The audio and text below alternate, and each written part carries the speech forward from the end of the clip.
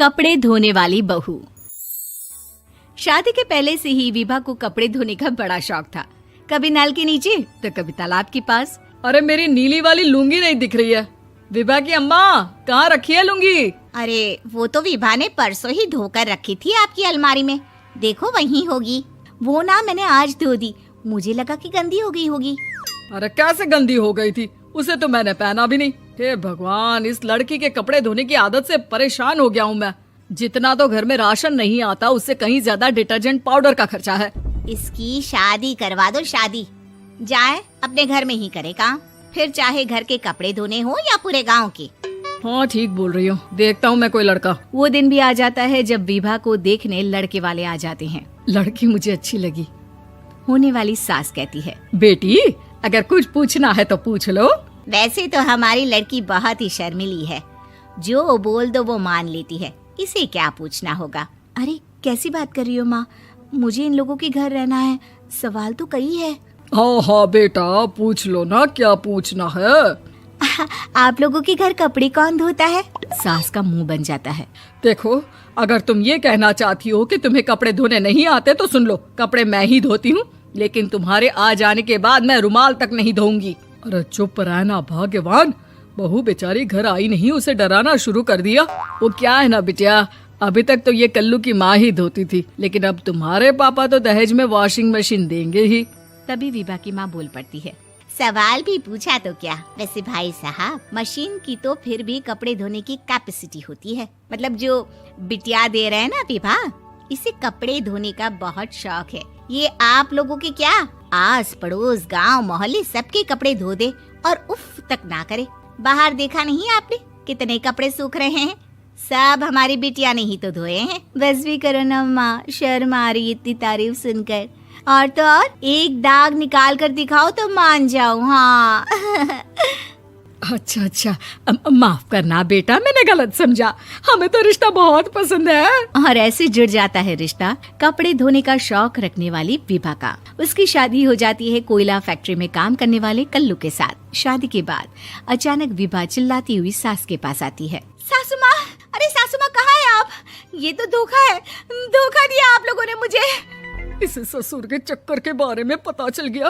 अरे तो उसमें तुझे क्यों धोखा मिला है? अरे नल में पानी नहीं आता, कपड़े कैसे कब धुलेंगे? अच्छा, तू पानी नहीं आ रहा उसकी बात कर रही है। तो आपने क्या सोचा? कुछ नहीं। अच्छा, तेरी माँ ने कहा था कि कपड़े धोने का शौक है तुझे, याद आया मुझे। शौक बोलकर कपड़े धोने वाले मेरे जुनून को कम ना आके सासू माँ, कपड़ा धोना मेरा गुरूर है। तभी पति भी वहाँ आ जाता है। अभी मैंने इसे सनी देओल की फिल्म दिखाई है, उसी के डायलॉग मार रही है माँ। अच्छा सुन, साफ साफ बता रही हूँ, पानी सुबह 4 से 6 और शाम को 10 से 12 आता है, समझी? विभा टाइमिंग सुनकर हैरान हो जाती है। ये क्या भूतों का मोहल्ला है? सुबह 4 बजे उठकर कौन कपड़े धोता है? 4 बजे टंकी में पानी जाता है, फिर सारा दिन धोना ना, किसने मना किया?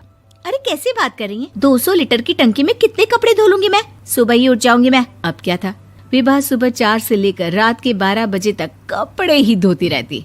एक रोज सास पड़ोस से निकलकर कहीं जा रही होती है कि साथ वाली कहती है, हाँ कल्लू की माँ, जरा ये बताओ कि 2 साड़ी है, 2 ब्लाउज और एक पेटीकोट और एक नाड़े वाला लंबा कच्छा।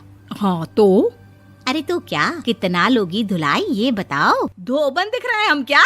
हमारे पति सरकारी नौकरी से अभी रिटायर हुए हैं और बेटा सुपरवाइजर है कोयला फैक्ट्री में। धोबन समझ रखा है हमें? हाय रे कल्लू की अम्मा, माफ कर दो, वो तो मोहल्ले में यही सब बता रहे थे कि तुमने बहू को कपड़ा धुलवाने के काम में लगा दिया है। सास को पड़ोसन की बात सुनकर गुस्सा आ जाता है। वो घर पहुंचती है जहां घर के बाहर ही इतने सारे कपड़े सूख रहे होते हैं जितने कि किसी धोबन के घर पर। अरे ओ कल्लू की दुल्हन, बाहर निकल। माँ जी यहीं आ जाओ, बाथरूम में चादर धो रहे हैं हम। अरे अभी हम धोते हैं, तुमको बाहर निकलो। ये आस पड़ोस वाले बोल रहे हैं कि हम बहू से कपड़े धुलवा कर उसे कपड़ा धोने वाली बना दिए हैं। अरे छोड़ो ना माँ जी, किन लोगों की बातों में आती हो?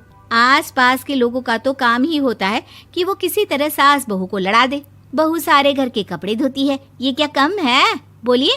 सास को भी लग जाता है कि वो बहू का ये सनकीपन नहीं छुड़वा सकती, इससे अच्छा है कि खुद ही चुप हो जाए।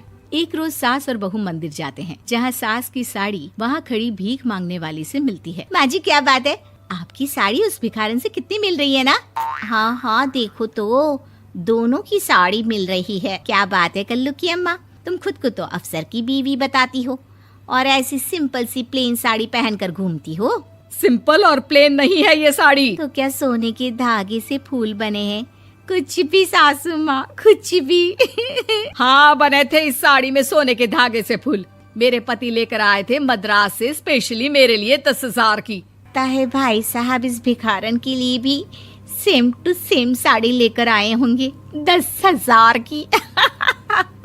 सास उस वक्त तो कुछ नहीं कहती, लेकिन बहू के साथ घर आती है और अलमारी से एल्बम निकाल कर लाती है। ये साड़ी देख रही है, ये वही साड़ी है जिसे मैंने अभी पहना था। इस साड़ी में ये जो चमकदार फूल दिख रहे हैं ना, ये सोने के धागों से काढ़े गए हैं। लेकिन तू लोकल वॉशिंग मशीन ब्रश से घिस घिस कर सारे फूलों को निकाल कर साड़ी प्लेन कर दी।